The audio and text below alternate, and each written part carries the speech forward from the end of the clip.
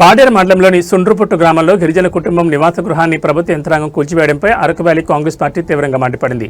గిరిజనుల హక్కులపై దాడి జరిగిందని ఆరోపిస్తూ AP Congress party PCC delegate member Pachipenta Chinnaswamy ఈ చర్యను చాలా అన్యాయం, దుర్మార్గంగా అభివర్ణించారు.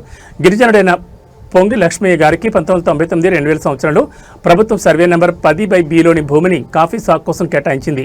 దీనికి సంబంధించిన సర్టిఫికేట్ ఆఫ్ పొజిషన్ కూడా 2001లో ఎంఆర్ఓ ద్వారా జారీ చేయబడింది. లక్ష్మీ మరణానంతరం ఆయన కుమారుడు పొంగి బొంజిబాబు ఆ భూమిలో స్థిర నివాస గృహాన్ని నిర్మించి నివసిస్తున్నారు.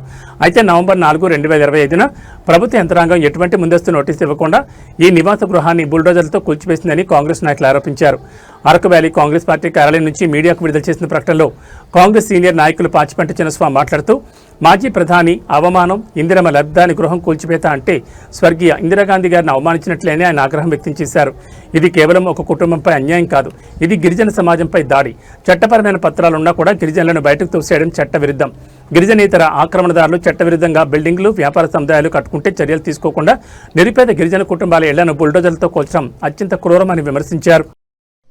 పాంగి బొంజుబాబు గారు తండ్రి లక్ష్మయ్య పాడేరు డిగ్రీ కాలేజు పక్కన సుమారు 50 సంవత్సరాలు నివాసం ఉంటూ కాఫీ, మిరియాలు పంటలు వేసుకుని అక్కడి జీవనాధారం కొనసాగిస్తున్న కూలి పని చేసుకుని ఎన్నో మంది ప్రిన్సిపాల్ డిగ్రీ కాలేజీకి మారిపోయారు.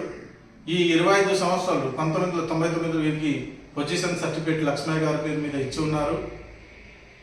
ప్రస్తుత ప్రిన్సిపాల్ డిగ్రీ కాలేజ్ ప్రిన్సిపాల్ వారి పైన కక్ష పట్టుకొని ఎంఆర్ఓ గారు ద్వారా నోటీస్ ఇచ్చినప్పటికీ వివరణ ఇవ్వడం జరిగింది. బొంజుబాబు, మేము తాత ముత్తాతల నుండి ఇక్కడ నివసిస్తున్నాము, మాకు పొజిషన్ సర్టిఫికేట్ ఉంది, కరెంట్ బిల్లు ఉంది, ఇంటి పన్ను రిసిప్ట్ ఉన్నాయని వివరణ ఇచ్చినప్పటికీ 4వ తేదీన అకారణంగా బొంజుబాబు గారు ఇల్లు ధ్వంసం చేశారు. చాలా దుర్మార్గము. ఇంట్లో లేని సమయంలో ఇది ఇందిరమ్మ గృహము.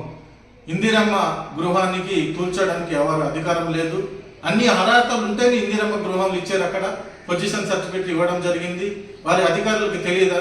అప్పట్లో 1999లో తహసీల్దార్ గారు అన్ని రాజముద్రతో, తహసీల్దార్ ముద్రతో పొజిషన్ సర్టిఫికేట్ ఇచ్చి ఉన్నారు. అప్పట్లో వీరేమైనా దొంగ సంతకాలు చేసుకున్నారా?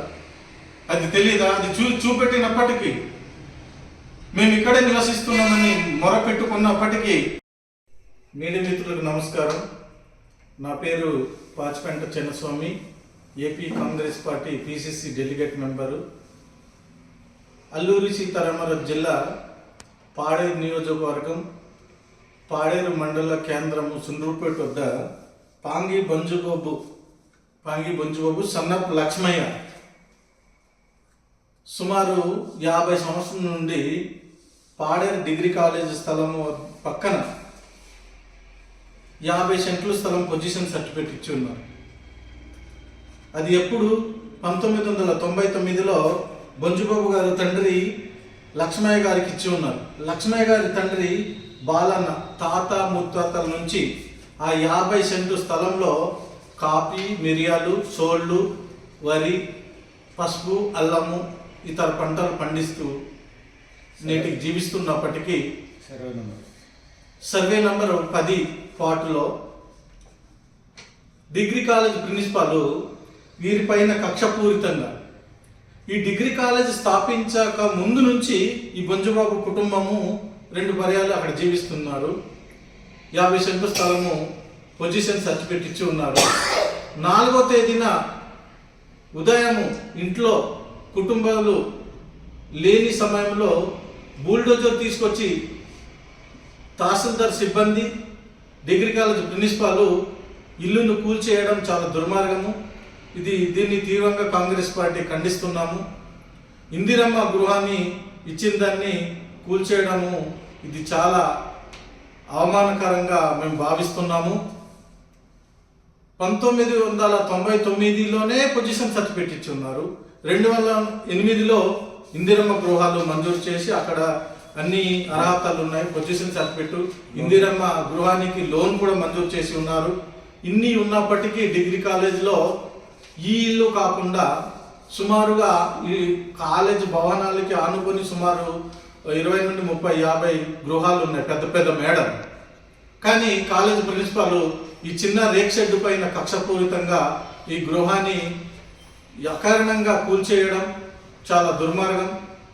ఆ ఇంట్లో ఉన్న సామాగ్రిని చిందరబిందర్ చేసి పప్పు, ఉప్పులు, వరి, సోళ్ళు, వాళ్ళ తపేలాలు, గిన్నెలు, ముంతలు అన్నీ కూడా చాలా ధ్వంసం చేసి వీరికి నష్టం పరిచారు. కనుక వీళ్ళు బొంజుబాబు గారి చెల్లెలు ఈ ఇల్లు ధ్వంసం చేసినందుకు పని నుండి వచ్చి చూసి కుప్పకూలి మనస్తాపనకి గురై కుప్పకూలిపోయి హాస్పిటల్లో కూడా గురి అయి ఉంది. ఇప్పుడు చికిత్స పొందుతుంది.